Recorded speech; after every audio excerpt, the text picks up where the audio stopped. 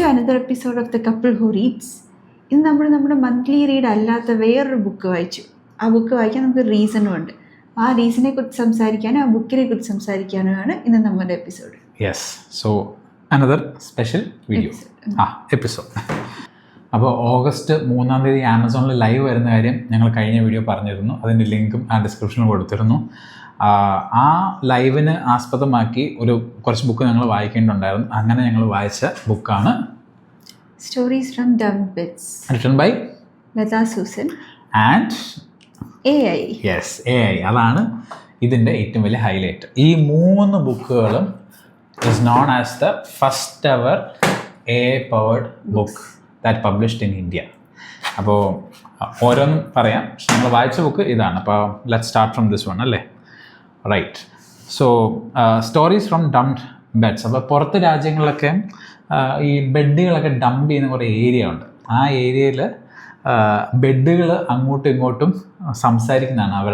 അവരെ യൂസ് ചെയ്ത മാസ്റ്റേഴ്സിനെ കുറിച്ച് അല്ലെങ്കിൽ അവരുടെ പ്രീവിയസ് ഓണേഴ്സിനെ കുറിച്ചൊക്കെ അവർ സംസാരിക്കുന്ന പോലത്തെ ഒരു ടൈപ്പാണ്. ആദ്യം ബെഡുകൾ അങ്ങോട്ടും ഇങ്ങോട്ടും അടി ഉണ്ടാക്കുന്നതാണ്. അത് കഴിഞ്ഞിട്ട് they come to a common ground that everybody here are dumped എന്നുള്ളൊരു കോൺസെപ്റ്റ് വരുമ്പോൾ they start sharing their stories. And in fact very beautiful. For example, ഇതിൻ്റെ അകത്ത് ഈ ഹോസ്പിറ്റൽ ബെഡുണ്ട്, ഭയങ്കര സ്നേഹമുള്ള കപ്പിൾസിൻ്റെ ബെഡുണ്ട്, അടിച്ച് പിരിഞ്ഞ് നിൽക്കുന്ന ആ കപ്പിൾസിൻ്റെ ഉണ്ട്, അങ്ങനെ പിള്ളേർ ന്യൂ ബോൺ കൊച്ച് യൂസ് ചെയ്ത ബെഡുണ്ട്, അങ്ങനെ വെറൈറ്റി. സോ ബേസിക്കലി ഇത്രയും ചെറിയൊരു ബുക്കാണെങ്കിൽ പോലും ഇറ്റ് കംസ് അറൗണ്ട് 93 പേജസേ ഉള്ളൂ. But it really reflects on what life really is. So ഇതിൽ ഏറ്റവും രസം എനിക്കിതിൻ്റെ ടാഗ് ലൈനാണ്, not bed time stories but beds telling stories. അപ്പോൾ അത് തന്നെ ഒരു വെറൈറ്റി ടാഗ് ലൈനുമാണ്. ആൻഡ് ഞങ്ങൾ ലത സൂസനെ നോക്കി. ലത സൂസൻ എന്ന് പറയുന്ന ഒരാളില്ല. And we realize when we reach out to this പെനേമി എന്നാണ് ഈ പബ്ലിഷിംഗ് ഹൗസിൻ്റെ പേര്, ഇത് പബ്ലിഷ് ചെയ്തത്. അപ്പോൾ പെനേമിയിൽ റീച്ച് ഔട്ട് ചെയ്തപ്പോൾ അവർ പറഞ്ഞു അതൊരു പെൻ നെയിമാണ്, ഒരു എക്സിസ്റ്റിംഗ് ഓതറാണ്, അതിൽ പുള്ളിയുടെ പെൻ നെയിമാണ് ലത സൂസൻ എന്നുള്ളത് മനസ്സിലാക്കാൻ പറ്റി. അപ്പോൾ ഇനി കമ്മിങ് ടു പെനേമി പ്രൈവറ്റ് ലിമിറ്റഡ് എന്ന് പറയുന്നതാണ് ഇന്ത്യയിലെ ആദ്യത്തെ AI പവേർഡ് ബുക്സ് ഇറക്കുന്ന പബ്ലിഷിംഗ് ഹൗസ്. സോ അവർ ഇറക്കിയ ആദ്യത്തെ 3 ബുക്കാണ്. അപ്പോൾ എനിക്ക് തോന്നുന്നു മിക്കവാറും ഇനിയിപ്പോൾ ഇതിൻ്റെ കമ്പാരിറ്റീവ് സ്റ്റഡീസൊക്കെ ആൾക്കാർ പഠിക്കേണ്ടി വരും, sense it's the first AI powered books in India. ഇപ്പോൾ യൂണിവേഴ്സിറ്റിയിലൊക്കെ ഉണ്ടെന്ന് തോന്നുന്നു AI ആൻഡ് ലിറ്ററേച്ചർ എന്ന് പറഞ്ഞ കോഴ്സ് ഓപ്ഷണലായിട്ടൊക്കെ വരുന്നുണ്ട്. അപ്പോൾ ഈ ബുക്കിനെ കുറിച്ച് പറയുന്നതിന് മുമ്പ് ബാക്കി 2 ബുക്ക് പറയും. ഞങ്ങൾ അത് 2 വായിച്ചിട്ടില്ല. പക്ഷേ അതിൻ്റെ ഐഡിയാസ് ഇവർ എന്തുകൊണ്ട് ഈ വർക്കുകൾ അവർ പബ്ലിഷ് ചെയ്യുന്നവർ അവരോട് ചോദിച്ചപ്പോൾ പറഞ്ഞ് അവരുടെ കുറച്ച് ഐഡിയാസ് ഷെയർ ചെയ്യാം. So first thing is Tenali Raman time travel to 21st century. അപ്പോൾ നമ്മൾ 90s കിഡ്സ് ആയിട്ടുള്ള എല്ലാവർക്കും ക്യാൻ റിലേറ്റ് ടു ദിസ്. കാരണം നമ്മുടെ എന്താ പറയുക ഒരു കാലഘട്ടത്തിലെ ഹീറോ ആയിരുന്നു തെനാലി രാമൻ. അപ്പോൾ എനിക്കൊന്ന് ഞാൻ വായിച്ച വേർഷൻ്റെ അകത്ത് ലാസ്റ്റ് തെനാലി രാമൻ മരിക്കുന്നതായിട്ടാണ്. പാമ്പടി കൊണ്ട് മരിച്ചിട്ട് രാജാവിനോട് പോയി പറയുമ്പോൾ രാജാവ് അതും തമാശയാണെന്നും വിചാരിച്ച് തെനാലി രാമൻ മരിക്കുന്നതായിട്ടാണ് അത് എൻഡ് ചെയ്യുന്നത് ഞാൻ വായിച്ചൊരു വേർഷനിൽ. അപ്പോൾ എനിക്ക് തെനാലി രാമൻ തിരിച്ചു വന്നെന്ന് പറഞ്ഞപ്പോൾ തന്നെ ഞാൻ ഒത്തിരി എക്സൈറ്റഡ് ആയി. കാരണം this actually give a direction where you can bring up other copyright free characters to publish alongside with the help of AI എന്നുള്ള രീതിയിൽ. ഒരു എക്സാമ്പിൾ പറയുകയാണെങ്കിൽ ആരൊക്കെ പറയാം, നമുക്ക് ഡ്രാക്കുള, പിന്നെ ആര് പറയാം, Frankenstein. So imagine you make Dracula A funny character ഉണ്ടാക്കി. അപ്പോൾ ഇതെല്ലാം കോപ്പിറൈറ്റ് ഫ്രീ സബ്ജക്ട്സ് ആണ്.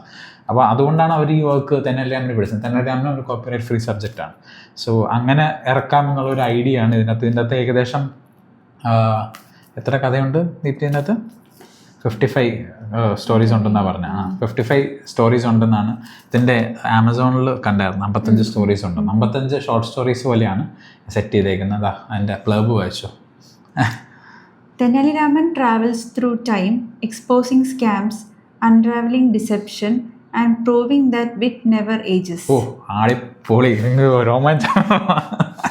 സോ ഇത് എനിക്കൊന്ന് ഇതൊരു ഭയങ്കര ഒരു ആശയമായിപ്പോയി. So people can come up with other topics എന്നുള്ളത്. പിന്നെ ഇത് ആസ് എ പബ്ലിഷർ അല്ലെങ്കിൽ as a people who work in this industry, this was really എന്താ പറയുക, നമ്മളെ ഞെട്ടിച്ച ഒരു വർക്കാണ്. അവരുടെ പെനേനി പബ്ലിഷേഴ്സിൻ്റെ നോ ഹൗ സീരീസ് ആയിട്ട് ഇറക്കിയേക്കുന്നതാണ്. അതിൻ്റെ ബുക്കിൻ്റെ പേര് literary awards around the world എന്നാണ്. The know how of literary awards around the world. ഇത് കണ്ടപ്പോൾ ഞാൻ വിചാരിക്കുകയാണ്, നമുക്ക് റിസർച്ചിനുള്ള എന്ത് സാധനം വേണമെങ്കിലും നമുക്ക് ഇങ്ങനെ എടുക്കാം. എന്ന് വെച്ചാൽ നമ്മളിത് കഷ്ടപ്പെട്ട് ഇൻ്റർനെറ്റിൽ നിന്ന് നമ്മൾ ഓരോ സാധനവും തപ്പി പിടിച്ചെടുക്കേണ്ട ആവശ്യമില്ല. ഇതെല്ലാം ഒരു AI വർക്ക് ചെയ്തിട്ട് നമുക്കൊരു ബുക്കായിട്ട് തരുവാണെങ്കിൽ നമുക്ക് ഇത് റെഫർ ചെയ്ത് നമുക്ക് റിസർച്ച് ചെയ്താൽ മതിയല്ലോ. അപ്പോൾ അതൊരു ഭയങ്കര ഒരു യൂസ്ഫുൾ ആയിട്ടുള്ളൊരു കാര്യമാണ്. അപ്പോൾ ആദ്യം ഇത് കേട്ടപ്പോൾ ഞങ്ങൾക്ക് ആ ഒരു സ്റ്റിഗ്മയിലായിരുന്നു, ഞങ്ങൾ ഒട്ടും സപ്പോർട്ടീവ് അല്ലായിരുന്നു. പക്ഷേ when we went more on each titles, we understood the relevance of it, and in fact they are not targeting a traditional readers ആയിട്ടുള്ളവരോ അല്ലെങ്കിൽ ട്രഡീഷണൽ റീഡേഴ്സ് ആയിട്ടുള്ളവരോ അല്ല അവർ നോക്കുന്നത്. ഇപ്പം ഇതിൻ്റെ വേറെ വഴി പറയുന്നത് ഇപ്പോൾ ടാക്സ് ഫയൽ ചെയ്യാൻ അറിയാവുന്നവരുണ്ടോണമെന്നില്ല. ഇപ്പോൾ ടാക്സ് ഫയലിംഗ് എക്സ്പെർട്സിന് വേണമെങ്കിൽ അങ്ങനെ ഒരു ബുക്ക് ഇറക്കാം. അവർ എഴുത്തിൽ എക്സ്പെർട്ട് ആകണമെന്നില്ലല്ലോ. അങ്ങനെയുള്ളവർക്ക് ഇത് ഗുണം ചെയ്യും. ആൻഡ് ഇൻഫാക്ട് ഇങ്ങനൊരു ബുക്കില്ല, ഞാൻ നോക്കിയിട്ടും ഇങ്ങനെ ഒരു ബുക്ക് കണ്ടില്ല. അപ്പോൾ ഇതിൻ്റെ അകത്തുള്ള പ്രത്യേകത വെച്ച് കഴിഞ്ഞാൽ ഇപ്പോൾ ബുക്ക് പ്രൈസ് അങ്ങനെ ഒരുപാട് അവാർഡുകളുണ്ടല്ലോ. ഇതിൻ്റെയൊക്കെ ഇവർ ലാസ്റ്റ് 10 വർഷത്തെ വിന്നേഴ്സ് ആയിരിക്കും എന്നുള്ളതുണ്ട്. ആ അവാർഡ് ബോഡിയുടെ ഹിസ്റ്ററി ഉണ്ട്, ആ അവാർഡ് ബോഡിയിലോട്ടുള്ള ക്രൈറ്റീരിയ എന്താണെന്നുള്ളത് ഇത്രയും ഉള്ളൊരു കമ്പൈലേഷനാണ് of so many awards. So prominent ആയിട്ടുള്ള എല്ലാ അവാർഡ്സ് അവർ ലിസ്റ്റ് ചെയ്തിട്ടുണ്ട്, ടേബിളായിട്ടൊക്കെ കൊടുത്തിട്ടുണ്ട്. Pretty much a decent work. So again എഴുത്തുകാർക്ക് അതാണ് ഏറ്റവും രസം. ട്രഡീഷണൽ റൈറ്റേഴ്സിനെ അവർ ടാർഗറ്റ് ചെയ്തു ഉപയോഗിച്ചുകൊണ്ട് ഓഡിയൻസ് ആയിട്ട്. നമുക്ക് അറിയാൻ പറ്റും ഏതൊക്കെ എങ്ങനെയൊക്കെ നമ്മൾ അവാർഡ് ബോഡിയിൽ അപ്രോച്ച് ചെയ്യണമെന്ന്. So again another brilliant job. And in fact these 2 books are from the പെനേനി എഡിറ്റേഴ്സ് ഇറ്റ് സെൽഫ്. വേറെ ഇതാണ് ഓത്തറായിട്ട് എഴുതിയ ഒരു വർക്ക് വരുന്നത്. അപ്പോൾ ഇത് അഗെയിൻ ഒരു ചർച്ചയാകേണ്ട ഒരു വലിയ വിഷയം തന്നെയാണ്. ഞാൻ ടോട്ടലി എഗെയിൻസ്റ്റ് ആയിരുന്നു ഈ AI ആർട്ടിലോട്ട് വരുന്നതിനെ കുറിച്ചിട്ട്. പക്ഷെ ഞങ്ങൾ ഒരു ഡിബേറ്റ് അറ്റൻഡ് ചെയ്യാൻ പോയി ഒരു ദിവസം. അപ്പോൾ അവർ 4 ആയിട്ടുണ്ടായിരുന്ന ആൾക്കാർ പറഞ്ഞ കുറേ പോയിൻറ്റ്സ് വെച്ചിട്ടാണ് എനിക്കിത് എന്തുകൊണ്ട് പാടില്ല എന്നുള്ളൊരു ഫീൽ വന്നത്. എന്ന് വെച്ചാൽ അവർ പറഞ്ഞപ്പോൾ എനിക്കൊരു ആർട്ട് വർക്ക് ചെയ്യാൻ ആഗ്രഹമുണ്ട്. അവർ പെയിൻറ്റിങ്സിനെ കുറിച്ചിട്ടാണ് കൂടുതൽ പറഞ്ഞത്. അങ്ങനെയാണെങ്കിൽ ഞാനത് എന്തെങ്കിലും ടൂൾ വെച്ചിട്ട് ചെയ്ത് ഞാൻ തന്നെ സന്തോഷിക്കുന്നതിലിപ്പം വേറെ ആർക്കെങ്കിലും എന്തെങ്കിലും കുഴപ്പമുണ്ടോ എന്ന് ചോദിച്ചു. പിന്നെ അത് എൻജോയ് ചെയ്യാൻ ആരെങ്കിലും ഉണ്ടെങ്കിൽ അവരത് എൻജോയ് ചെയ്യുന്നതിന് വേറെ ആർക്കും കുഴപ്പമില്ല. ഇപ്പം എനിക്കിഷ്ടമല്ല AIയുടെ വർക്കെങ്കിൽ ഞാൻ AIയുടെ വർക്ക് എഴുതണ്ട, ഞാൻ വായിക്കണ്ട, അത്രയല്ലേ ഉള്ളൂ എന്നുള്ളൊരിത് ചോദിച്ചു. അത് ശരിയല്ലേ? ഏറ്റവും രസം ആ ഡിബേറ്റിന് ഞങ്ങൾ എഗെയിൻസ്റ്റ് പറയാൻ പോയിട്ട് ഞങ്ങളെ പിടിച്ച് 4 ഇട്ടായിരുന്നു. അപ്പോൾ ഞങ്ങൾ അപ്പോൾ എനിക്കൊന്ന് ആ ഒരു രീതിയിൽ ഞങ്ങളെ ചിന്തിപ്പിച്ചത് മേ ബി അതുകൊണ്ട് മാത്രമായിരിക്കും നമ്മൾ റിബൽ ചെയ്തുകൊണ്ടിരുന്നേ. സോ എന്തായാലും നമ്മളിവിടെ ഒരു ചരിത്രമാണ് ഇവിടെ സംസാരിക്കുന്നത്. ഇന്ത്യയിൽ ആദ്യമായിട്ട് AI പവർഡ് ബുക്സ് പബ്ലിഷ് ചെയ്യാന്നുള്ളത്. പിന്നെ ഇവരുടെ എനിക്ക് ഏറ്റവും പ്രോമിസിങ് ആയിട്ടും എൻകറേജ് ചെയ്യാൻ തോന്നിയൊരു ഫാക്ടർ എന്ന് വെച്ച് കഴിഞ്ഞാൽ they are labelling it as an AI powered book. അത് എല്ലാത്തിലുണ്ട്. അതുകൊണ്ട് ഇതിലുണ്ട് AI പവർഡ് ബുക്ക്, ഇതിലുണ്ട് AI പവർഡ് ബുക്ക്. സോ ഒരു ചീറ്റിംഗ് അല്ല, അതാണ് ഏറ്റവും വലിയ. So working in a publishing industry I should tell you something. ഒരുപാട് ആൾക്കാർ ചിലപ്പോൾ അവയർനെസ് ഇല്ലാത്തതുകൊണ്ടായിരിക്കാം AI വെച്ച് അസിസ്റ്റഡ് ആയിട്ട് അല്ലെങ്കിൽ AI ജനറേറ്റ് ചെയ്തിട്ടുള്ള ഒരുപാട് വർക്ക് നമുക്ക് സബ്മിഷൻസ് വരാറുണ്ട്. അപ്പോൾ it tends to reject and sensory description അങ്ങനെ ഒരുപാട് ഇൻകൺസിസ്റ്റൻസി ഉണ്ട് when you rely on AI. So ആ ഒരു ബേസിക് ബോധം ഇവർ കൊണ്ടുവന്നു. അതായത് എനിക്കൊന്ന് ഇന്ത്യയിൽ ഏകദേശം 19,000 പബ്ലിഷേഴ്സ് ഉണ്ടെന്നാണ് കണക്ക് പറയുന്നത്. എങ്കിൽ AI റിലേറ്റ് ചെയ്ത് നിങ്ങൾ എഴുതുന്നുണ്ടെങ്കിൽ ഒരൊറ്റ പബ്ലിഷിംഗ് ഹൗസുകൾ അത് പെനേനി എന്നുള്ളത് ആ ഒരു ബോൾഡ് ലൈൻ അവർ വരച്ചു എന്നുള്ളത് ഹാറ്റ്സ് ഓഫ്. വേറൊന്നും പറയാനില്ല. അങ്ങനെ കാരണം ഈ ഇൻഡസ്ട്രിയിൽ അവർ പുതിയ ലോകമാണ് അവരുണ്ടാക്കുന്നത്. പക്ഷേ ഇത്രയും ഒരു ബോൾഡ് ആയിട്ട് അവർ വന്ന് പറഞ്ഞു എന്നുള്ളതിൽ എന്തായാലും അത് വലിയൊരു കാര്യം അതാണ്. ഇത് വേണ്ടാത്തവർക്ക് ഇത് യൂസ് ചെയ്യാതിരുന്നാൽ മതി. അതിപ്പം നമ്മുടെ ഇപ്പോൾ വേൾഡ് ഓഫ് ലിറ്ററേച്ചറിനെ ഇത് ബാധിക്കുന്നേയില്ല. കാരണം ട്രഡീഷണൽ ആയിട്ടുള്ള പബ്ലിഷിംഗ് ഹൗസസ് ഇപ്പോഴും അവിടെ തന്നെ ഉണ്ട്, നല്ലോണം ഫംഗ്ഷൻ ചെയ്യുന്നുണ്ട്. AI പവേർഡ് ആയിട്ടുള്ള ബുക്സ് എഴുതാനും ആയിട്ട് ആകെ ഒരേ ഒരു പബ്ലിഷിംഗ് ഹൗസേ ഉള്ളൂ. അതങ്ങ് മാറ്റി അങ്ങ് നിർത്തിയേക്കുവാണ് ഇപ്പോഴും. കറക്റ്റ്. അപ്പോൾ ഇതിൽ എനിക്കൊന്ന് ഈ വർക്ക് അവർ ഒരൊറ്റ പ്രോംപ്റ്റിൽ ദി ജനറേറ്റഡ് യൂസിങ് ജെമിനി അല്ലേ, ജെമിനി പറഞ്ഞത് ജെമിനായി. അപ്പോൾ ഏകദേശം 22,000 വേർഡ്സോളം ജനറേറ്റ് ചെയ്ത വർക്കാണിത് ഒരൊറ്റ പ്രോംപ്റ്റിൽ. ഇത് അവർ പറഞ്ഞത് അസിസ്റ്റഡ് ആൻഡ് ജനറേറ്റഡ്. അതായത് തന്നെയല്ല ഇന്ന സ്ഥലത്ത് പോയി ബാക്കി അവിടെ എന്ത് നടന്നു എന്നുള്ളൊരു സ്റ്റൈൽ അവർ ആദ്യമേ ഇട്ടിട്ട് പിന്നെയാണ് അത് അങ്ങനെ ജനറേറ്റ് ചെയ്ത് വന്നത്. വേറെ ഇത് ജസ്റ്റ് AI അസിസ്റ്റഡ് മാത്രമാണ്. അതിൻ്റെ ഫീലിംഗ് നമുക്ക് മനസ്സിലാണ്. കാരണം AIയുടെ ഒരു ഒട്ടും ഫീൽ ഇതിൻ്റെ അകത്ത് തോന്നുകയില്ല.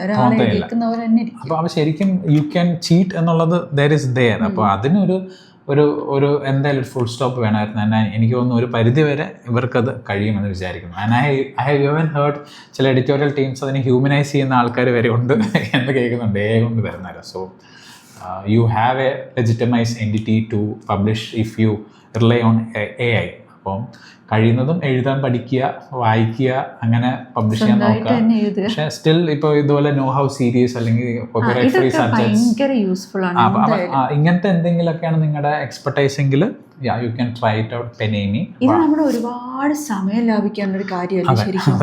നമ്മളിങ്ങനെ കുത്തിയെന്ന് ബ്രൗസ് ചെയ്ത് ഓരോ കാര്യങ്ങളും നോക്കി അതിനെക്കാട്ടും ഇതെല്ലാം കൂടെ നമുക്ക് ഒരു ബുക്കിനുള്ളിൽ കിട്ടുകയാണ്. നമുക്ക് എവിടെ ഇരുന്ന് വേണമെങ്കിൽ അത് നോക്കാം. അത് പറഞ്ഞപ്പോൾ കേട്ടോ, ഞാൻ ഈ നമ്മുടെ ഈ സ്റ്റിഗ്മ ബാക്കിയുള്ളവർക്ക് ഉണ്ടോയെന്ന് അറിയാനായിട്ട് ഈ പറഞ്ഞ പോലെ 80s 90s ഒക്കെ കിഡ്സ് ആൾക്കാരോട് ഞാനിത് സംസാരിച്ചപ്പോൾ they wanted to get this book for their kids. എന്ന് വെച്ചാൽ they don't care if it's AI written or author written. കാരണം അവരെ സംബന്ധിച്ചിടത്തോളം തെനെല്ലാം എന്ന് പറഞ്ഞ ക്യാരക്ടർ അവരുടെ പിള്ളേരിൽ ഇന്നത്തെ കാലത്തെ റെലവൻസിലൂടെ പിള്ളേർക്ക് മനസ്സിലാകണമെന്ന് പാരൻസ് ആഗ്രഹിക്കുന്നു. സോ അവിടെ തന്നെ ഈ ബുക്ക് വിജയിച്ചു കഴിഞ്ഞു. ഞാൻ MPhil ചെയ്തുകൊണ്ടിരുന്നപ്പോൾ ഞാനൊരു മിനി റിസർച്ച് സ്കോളറൊക്കെ ആയിരുന്നുകൊണ്ടാണ് എനിക്ക് ഇത് അത്രയ്ക്ക് ഇതായിട്ട് പറയാൻ പറ്റുന്നത്.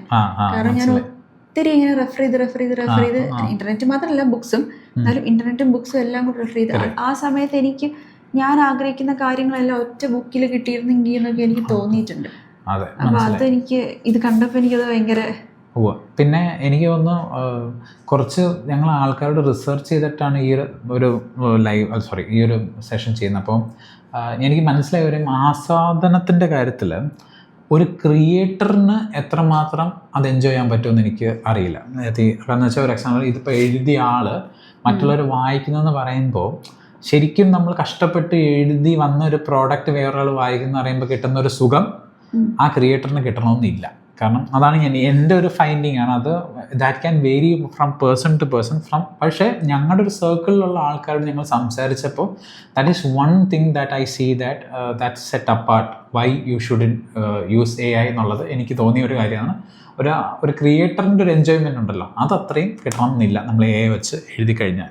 പക്ഷെ അറ്റ് ദ സെയിം ടൈം നമ്മൾ നല്ലപോലെ കഷ്ടപ്പെട്ട് എഴുതി നമ്മുടെ ലാംഗ്വേജിൻ്റെ ബെസ്റ്റായിട്ട് എഴുതിയിട്ട് ഒരു എഡിറ്ററിനെ കൊണ്ട് നമ്മൾ എഡിറ്റ് ചെയ്യിപ്പിച്ചാൽ പോലും നമുക്ക് ആ ഒരു ആസ്വാദനം നമുക്ക് ഫീൽ ചെയ്യും എന്നുള്ളത് ദാറ്റ് ഈസ് ട്രൂ. അപ്പോൾ അത് മാത്രമേ എനിക്ക് തോന്നുന്നൊരു കാര്യം to be addressed. So do check these books. ആമസോണിൽ അവൈലബിൾ ആണ്. ഇന്ത്യയിൽ മാത്രമല്ല, ഇവർക്കും വേൾഡ് വൈഡ് ഡിസ്ട്രിബ്യൂഷൻസ് ഉണ്ട്. സോ ആമസോൺ വഴി ഇവരുടെ ബുക്സ് അവൈലബിൾ ആണ്. ഈ ബുക്കായിട്ടും പേപ്പർ ബാക്കായിട്ടൊക്കെ ഉണ്ട്. കൂടുതൽ ഇവരുടെ പബ്ലിഷിംഗ് സൈഡും ബാക്കിയുള്ള ഇവരുടെ കഥകളും അറിയണമെങ്കിൽ ഭയങ്കര ഒരു എക്സൈറ്റിംഗ് സ്റ്റോറിയൊക്കെ ഉണ്ട് ഇതിൻ്റെ ഫൗണ്ടേഴ്സിനെ കുറിച്ച്. Do check the website pename.com എന്നുള്ളതാണ്. അത് PENAIME എന്നുള്ളതാണ്. അതായത് പെന്ന് AI മീ എന്നുള്ളത് ഒരുമിച്ച് അവർ ചേർത്താണ് പെനേമി എന്നുള്ള രീതിയിൽ വന്നത്. So again congrats to those teams who are behind this. അപ്പോൾ these are 3 legendary books known as the first ever AI books that are published in India. Check ചെയ്ത് നോക്കാവുന്നതാണ്. ഇഷ്ടമുള്ളവർക്കും ചെക്ക് ചെയ്ത് നോക്കാം. ഇല്ല, ഒരു കാര്യമുണ്ട്, എങ്ങനെയാണ് AI-യുടെ ബുക്കുകൾ എന്നറിയാനും ട്രൈ ചെയ്യുന്നതിലും തെറ്റില്ല.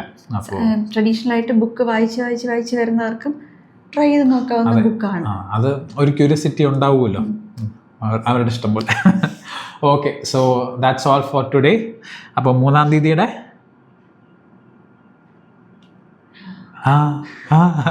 3-ാം തീയതിയുടെ ആമസോണിൻ്റെ ലൈവ് മറക്കരുത്. ഈ ബുക്കുകളെ കുറിച്ച് ഡീറ്റെയിൽഡ് ആയിട്ട് നമ്മളന്ന് സംസാരിക്കും. So by that time I will be reading the rest of 2 books also and in detail ആയിട്ട് നമ്മൾ പറയും. ഇപ്പോൾ കപ്പിൾ ഹു റീഡ്സിലുള്ളവർക്ക് എക്സ്ക്ലൂസീവായിട്ട് ആദ്യമേ ഈ ബുക്സിനെ കുറിച്ച് അറിയാൻ പറ്റി. ആദ്യമായിട്ട് ഒരു book discussion about these books നടക്കുന്നത് amazon.in-ലാണ് ലൈവായിട്ട്. അത് പറയാനുള്ള ഭാഗ്യം ഹോസ്റ്റായിട്ട് എനിക്കും കിട്ടിയിട്ടുണ്ട്. സോ അതിൻ്റെ ലിങ്കും നമ്മൾ ഡിസ്ക്രിപ്ഷനിലിടും. So that's all for today. Bye. Bye.